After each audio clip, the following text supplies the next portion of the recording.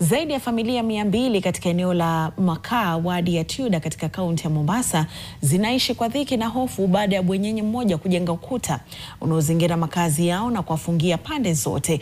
Wakazi hao wanasema ukuta huo ulio na lango moja pekee umewanyima uhuru wa kusafiri na hata kuweka watoto wao katika hatari kubwa ya kiafya na usalama. Kama anavyoripoti mwanahabari wetu Zakari Nyakweba, wakazi hao wamerai serikali kuu na hata ya kaunti kuingilia kati kwa haraka na kudhibiti hali hiyo. Mamia ya familia katika eneo la Makaa, wadi ya Tudor, wanakabiliana na hali ngumu wanayolinganisha na gereza badala ya nyumbani. Hii ni baada ya bwenyenye mmoja kudaiwa kujenga ukuta mkubwa unaozingira makazi yao ya ekari 7 na kuwafungia ndani kwa lango moja pekee la kuingia na kutoka. Vilevile wanasema nyumba zao zimebomolewa na vijana kutoka eneo hilo ambao hutumia silaha hatari. Kwani sisi si wakaaji wa Kenya? Sisi si wa Kenya. Hatuna haki kufanya biashara hapa Kenya. Na kama sisi si wa Kenya, tutafutiwa mahali tukaekwe.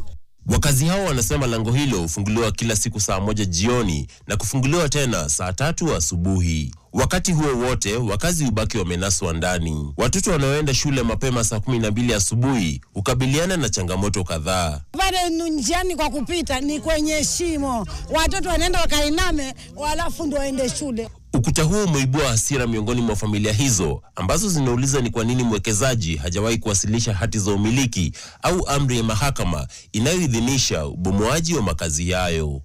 Kwa nini wasituweke notice?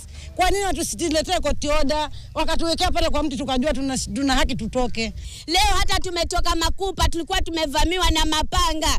Sisi la kufanya hatujui tufanyeje. Sisi wana Tudor, wana Makaa. Tuomba usaidizi wenu kutoka kwa kaunti. Na hapa tumeishi kwa miaka mingi, lakini haya ni maonevu. Mwakilishi wadi wa Tudor, Sami Balo, anasema ukuta huo haukiuki tu haki za wakazi, bali pia unaweka maisha hatarini. Vilevile ameonya vijana dhidi ya kutumiwa na tajiri huyo kutisha majirani, akisema wale wanaokubali hongo mwishowe wataachwa bila msaada pindi matatizo yatakapojitokeza.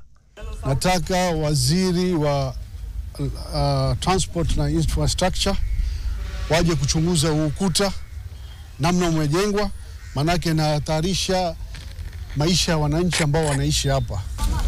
Wakazi sasa wameomba serikali ya kitaifa na ile ya kaunti kuingilia kati kushughulikia swala hili ambalo limekuwa donda sugu kabla maji hayajazidi unga. Tunaomba serikali itusaidie, maana hii mambo imekuwa ya miaka mingi sana. Tukiendelea na kuteseka na kuonewa, tunaomba haki yetu tupewe. Zakari Nyakweba, NTV.